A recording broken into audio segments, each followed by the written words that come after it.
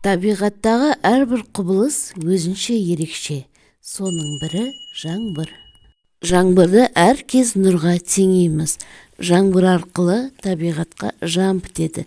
Өсімдіктер мен егіндер өсіп өніп, гүлдер жайқала түседі. Жаңбыр әр мезгілде әр қалай жауады. Көктем мен күз мезгілдерінде әр тамшысы суық болып жауратады.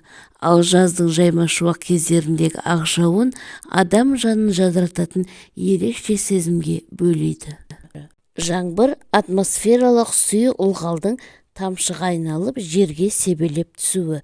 Жаңбырдың ұсақ тамшылы түрі ақ жауын немесе сіркіреген жауын, ал ылғалдың белгілі бір уақытта көп түсуі нөсер деп аталады. Қазіргі гидрологиялық есептеулерде жаңбырдың барлық жиынтығы есепке алынады екен. Зерттеулердің нәтижесі бойынша жер бетінен секундына 16 миллион тонна су буланып, ауаға көтеріледі екен. Бұл мөлшер жылына 505 триллионды құрайды. Дәл осы мөлшер бір жылда жер бетіне жауатын жаңбырдың да мөлшері екендігі таңдандырады. Яғни су әрдайым белгілі бір тепе-теңдікте айналып тұруы керек.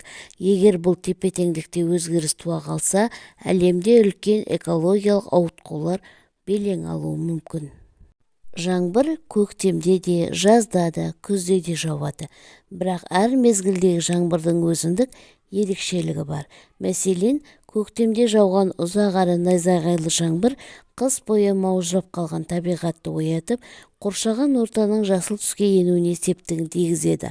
Ал жаздағы жауын тез жауып, аптаған ыстықты басады, ауаны тазартып, жанға жайлы салқындықты сездіреді.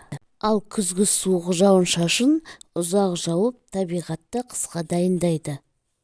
Жаңбырдан кейін ауа тазарып, тыныс алу жеңілдейді екен. Жаңбыр жазда өсімдіктердің қурап қалмауына көмегін тигізеді. Сондай-ақ, жаңбырлы аймақтарда орналасқан өсімдіктер жылдам және үлкен болып өседі. Орман өрттерінің санын азайтады.